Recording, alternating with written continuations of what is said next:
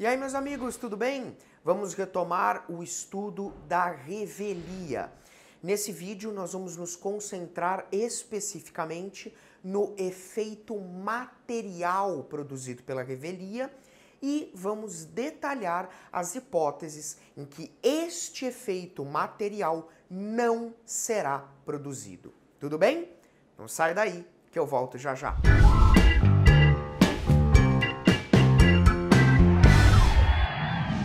Muito bem, meus amigos. Então, nesse vídeo nós vamos nos concentrar nas exceções ao efeito material da revelia.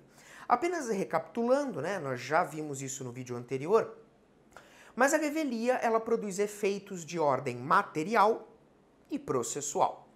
O efeito material da revelia é a presunção de veracidade dos fatos alegados pelo autor na petição inicial.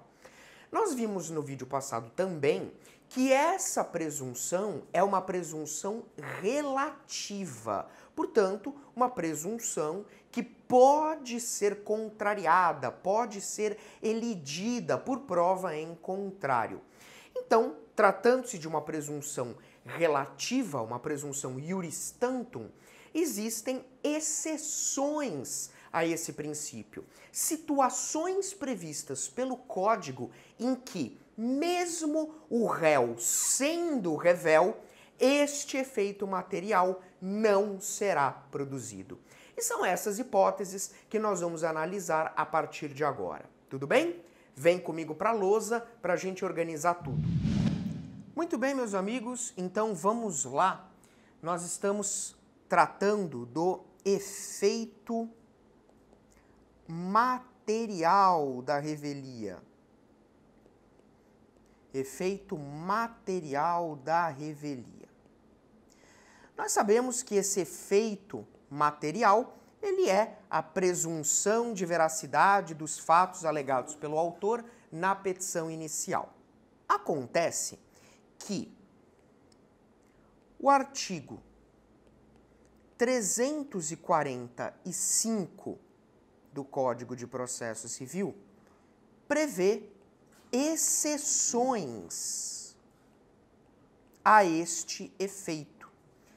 Portanto, o artigo 345 vai prever 4 situações em que este efeito material da revelia não será produzido, ainda que o réu seja revel. Tudo bem? Então vamos lá analisar essas exceções.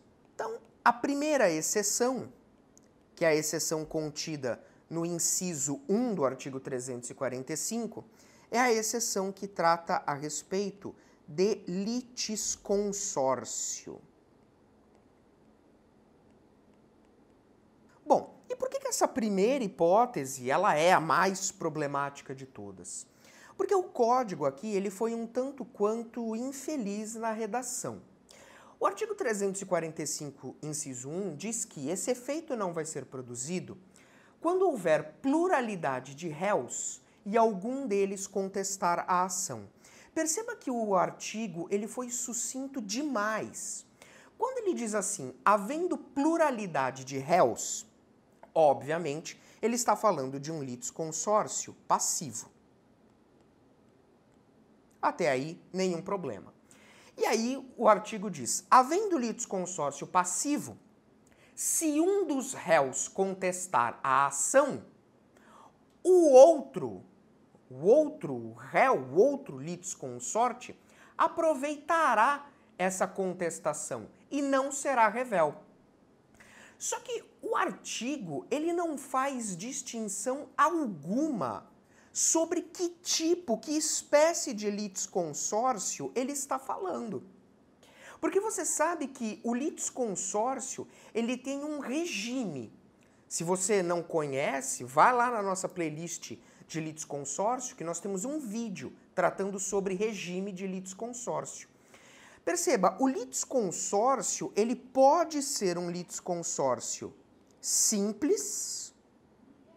Ele pode ser um litisconsórcio simples ou ele pode ser um litisconsórcio unitário.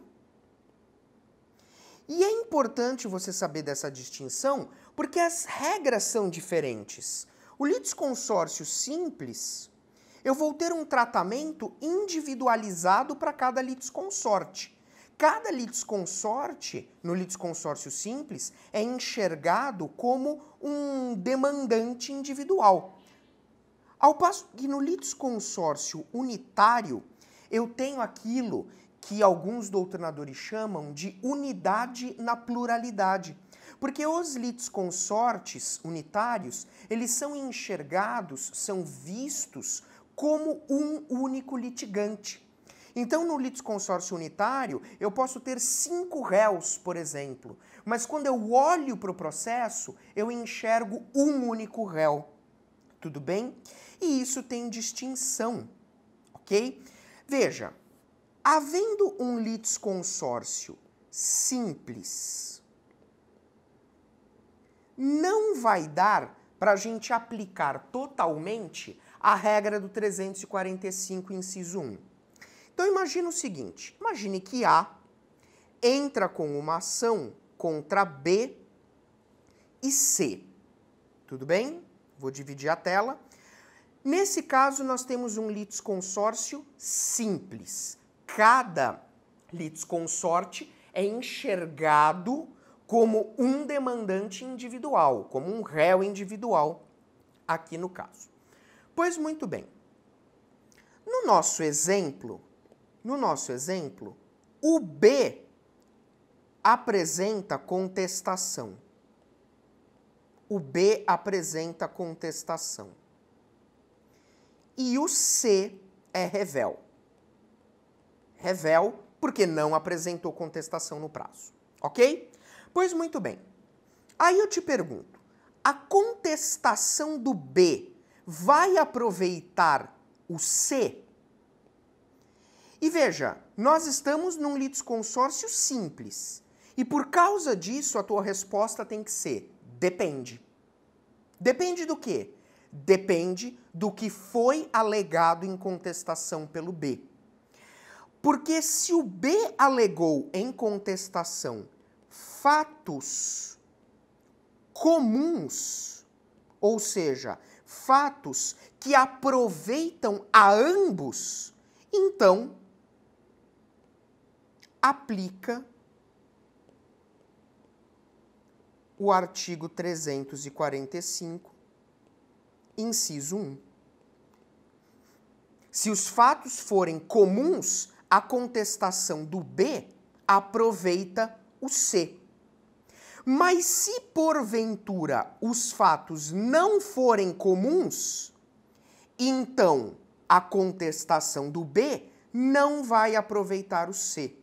E o C será revel, havendo presunção de veracidade dos fatos alegados por A na petição inicial. Vai haver produção do efeito material da revelia. Professor, dá um exemplo para elucidar? Eu sempre em aula dou o exemplo do acidente de trânsito, tá? Imagina o seguinte, imagina que B e C são pai e filho, tá? Então o B, ele é o pai e o C, ele é o filho. E aí imagina que o C pega emprestado o carro do B, o carro do pai, e aí se envolve num acidente, ele bate num outro carro. O autor, né, que estaria buscando uma reparação de danos, ele entrou com a ação contra pai e filho, contra o B e o C. O B é o proprietário do carro e o C é quem estava dirigindo. Litisconsórcio simples.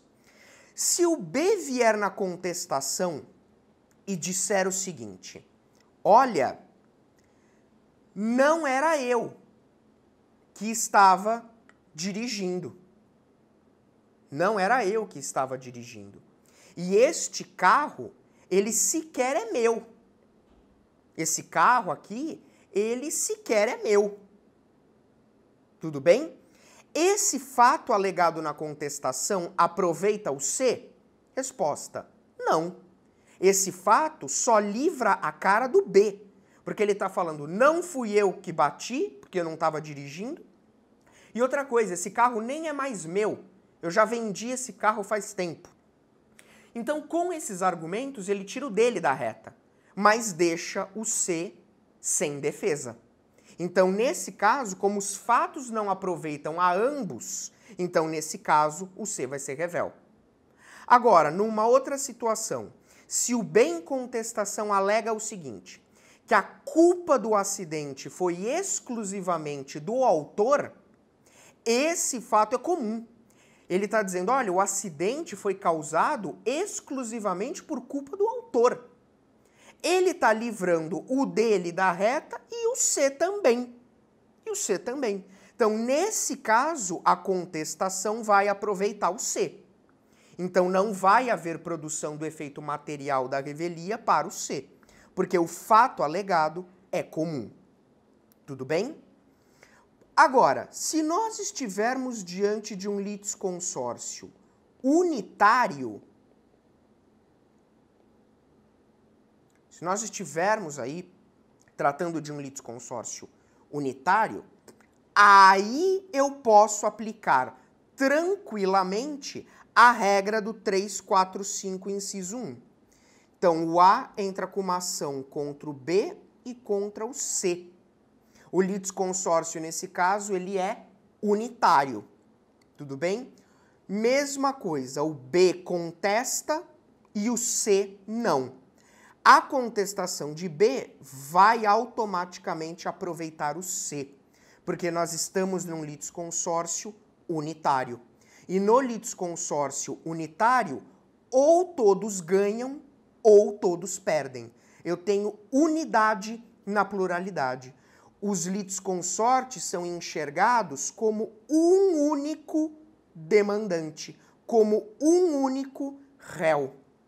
Tudo bem? Então, a contestação do B, nesse caso, aproveita o C. Beleza? Não importa o conteúdo da contestação, não importa o que foi alegado na contestação. A única diferença que gera esse problema todo é se o litisconsórcio for simples. E o 345, inciso 1, ele foi sucinto demais, né? Ele deveria ter feito essa distinção de regimes de litisconsórcio, mas não o fez. Então, cabe à doutrina solucionar o problema. Ok? Então, essa é a primeira situação, aqui o inciso 1, havendo litisconsórcio passivo. Beleza? Vamos agora para o inciso 2 do 345, onde nós vamos ter direitos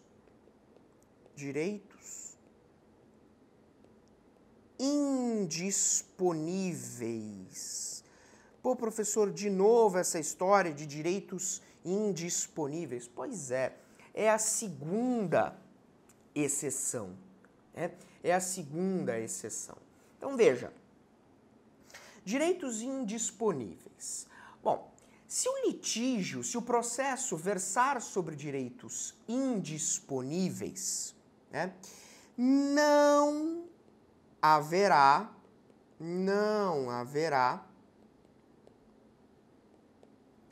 efeito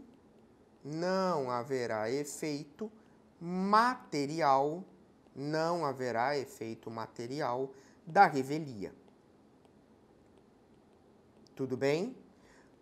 Não haverá efeito material da revelia, tá? Então, o que acontece? Eu tenho ações que versam aí sobre capacidade, filiação, direitos da personalidade, tudo bem? Então, o que acontece? Quando eu tenho direitos indisponíveis, que são aqueles direitos que eu não posso dispor, né? Eu não posso fazer com eles o que eu bem entender. Nesses casos, eu não vou ter o efeito material da revelia. Então, por exemplo, uma ação de reconhecimento de paternidade. Eu entro com uma ação de investigação de paternidade contra o réu. O réu, ele não contesta, o réu é revel. Tudo bem? Nesse caso, como eu estou discutindo o direito de filiação, filiação é direito indisponível. Então, mesmo o réu tendo sido revel, não vai haver presunção de veracidade dos fatos alegados pelo autor na inicial. Tudo bem? Então isso é uma decorrência daquilo que nós estudamos anteriormente, de que os direitos indisponíveis, eles não admitem confissão, né? São direitos que precisam ser provados. Então, nesse caso, o réu, ele não vai ser presumidamente meu pai só porque ele não contestou. Não. Mesmo ele não tendo contestado, eu vou ter que fazer prova da filiação. Tudo bem? Vou ter que fazer prova da filiação. Não vai haver presunção, portanto, nesse caso. Tá? Muito bem. Por conta disso, existe uma discussão extremamente acirrada dentro do processo civil no que diz respeito à fazenda pública. Né? Fazenda pública. Veja, e aí? Poderia a fazenda pública ser revé num processo? Será que o interesse da fazenda pública, né, poderia ser aí objeto do efeito da revelia? Bom, essa discussão, ela é muito interessante, porque você vai me dizer assim, professor, a fazenda pública, ela representa, na verdade, o interesse público. Não é isso que a gente aprende lá no direito administrativo? O interesse público. Então, quando a fazenda pública ela está, digamos assim, litigando, vamos imaginar aqui a fazenda pública como ré de um processo, ela está defendendo o interesse público. E aí eu te pergunto, se a fazenda pública deixa de contestar uma ação, ela é revé. Muito bem. Vai haver presunção de veracidade dos fatos alegados pelo autor ou não? E aí é que tá. Porque o interesse público, ele pode ser de dois tipos. Ele pode ser um interesse público primário ou ele pode ser um interesse público secundário. Antigamente, os administrativistas não faziam essa distinção, né? Mas a doutrina mais moderna divide o interesse público em primário e secundário. O interesse público primário, né, seria a tutela do bem comum. Então, o primário é o bem comum, é a tutela do bem comum. E o interesse público secundário, ele seria o interesse patrimonial da fazenda pública. Tudo bem? Interesse patrimonial da fazenda pública. Bom, e aí? Como é que eu fico no caso da revelia? Bom, você precisa analisar qual o interesse público que a fazenda pública está defendendo ali naquele processo, tá? Porque se o interesse público defendido pela fazenda pública for um interesse público primário, esse interesse público primário, ele é indisponível. A tutela do bem comum é indisponível. Portanto, mesmo que a fazenda pública seja revé, não haverá produção do efeito material da revelia, porque interesse público primário é indisponível. Acontece que o interesse público secundário, que é o interesse meramente patrimonial, é disponível. Ele é disponível. Tanto é que esses interesses públicos secundários, eles podem ser submetidos, inclusive, à arbitragem. Né? Pode haver arbitragem no âmbito da fazenda pública, desde que o interesse público discutido seja secundário, porque aí ele é meramente patrimonial e, portanto, é disponível. Ok? Então veja que coisa interessante, tudo vai depender de qual interesse público a fazenda pública está defendendo no processo. Se for primário, é a tutela do bem comum, portanto é indisponível, ela não vai sofrer o efeito material da revelia. Mas se for interesse público secundário, disponível, né, que é o interesse patrimonial da fazenda, aí não tem problema, ela pode sofrer sim os efeitos da revelia. Ok?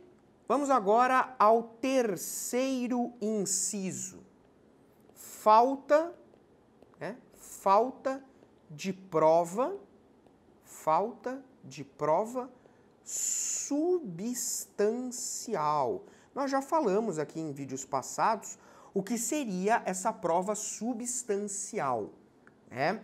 Veja, essa prova substancial é aquela prova sem a qual eu não tenho como provar o direito que está sendo discutido, né? Então, naqueles casos em que a lei exige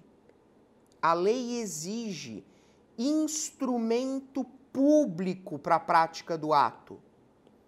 Ela exige instrumento público para a prática do ato. Esse instrumento público é da substância do ato. Portanto, eu não consigo provar aquele direito por nenhuma outra forma. Nenhuma outra forma. Tudo bem? Então, o que acontece? Como é que eu provo, só a título de exemplo, como é que eu provo a existência de um pacto antinupcial? Como é que eu provo que existe pacto antinupcial? Resposta: por escritura pública. Porque o Código Civil exige escritura pública para o pacto antinupcial. Sem escritura pública, eu não provo pacto antinupcial.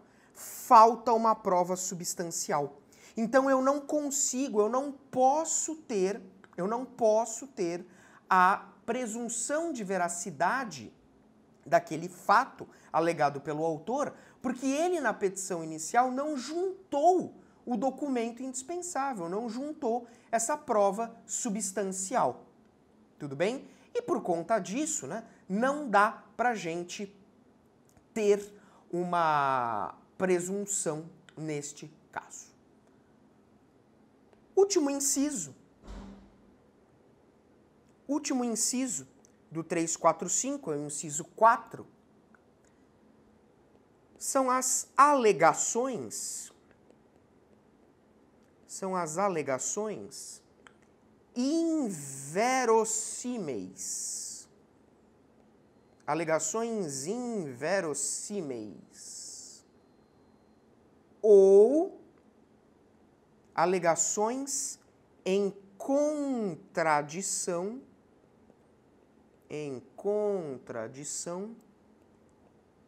com prova constante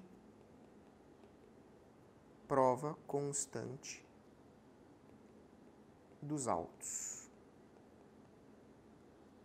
Nesse caso, nós temos uma novidade do Código de Processo Civil 2015.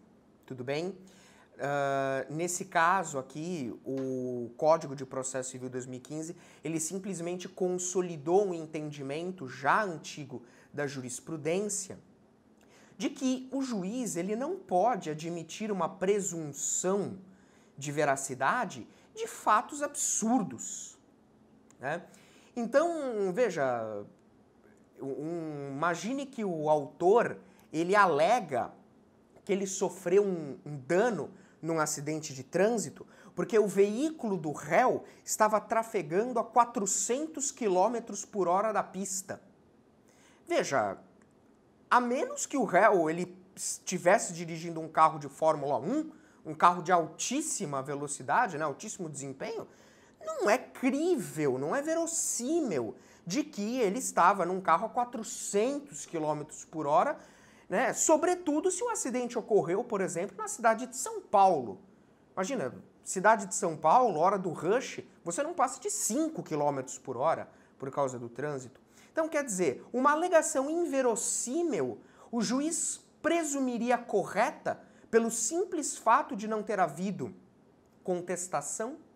Isso não era adequado, né? Isso não era adequado, porque você dava aso a situações como essa, por exemplo, situações absurdas. O autor na petição inicial alega que ele é dono de um terreno na Lua, por exemplo, ou que ele é dono de um terreno no céu. Veja, se o réu não contestar essa ação, eu não vou presumir que isso é verdade, porque são fatos inverossímeis. né? Também não dá para a gente entender nesse fato que a presunção é verdadeira, ok? Outro detalhe, né? Se eu tenho uma prova concreta no processo de que o fato alegado pelo réu não aconteceu, não dá também para aceitar a presunção de veracidade. Então, veja, por exemplo, o réu ele deixa de contestar. Imagine uma ação de cobrança. Imagine uma ação de cobrança, né? O pedido de cobrança formulado pelo autor. Veja, não é porque o réu deixou de contestar que o juiz vai deixar de considerar a prova do pagamento, da obrigação que foi juntada no processo. Então, quer dizer, existe no processo prova do pagamento, a quitação, o recibo, né? Veja, o réu deixou de contestar por algum motivo. O juiz está olhando para a prova do pagamento. Ele vai presumir que é verdadeiro o que o autor está dizendo? Não, porque o autor está contradizendo uma prova que está ali nos autos. Então, o que se busca no 345 é você evitar presunções artificiais, presunções que estão totalmente em descompasso com a realidade. Certo, meus amigos? Então, eu sei que o vídeo ficou um pouquinho longo, mas é que eu não queria realmente interromper aí o raciocínio, tá? Eu espero que vocês tenham compreendido aí as hipóteses em que eu não vou ter a produção do efeito material da revelia e, sobretudo, espero que vocês tenham entendido o porquê que o efeito não será produzido. Beleza? Nos vemos no próximo vídeo, porque ainda tem algumas coisas pra gente falar sobre revelia. Abraço e até lá!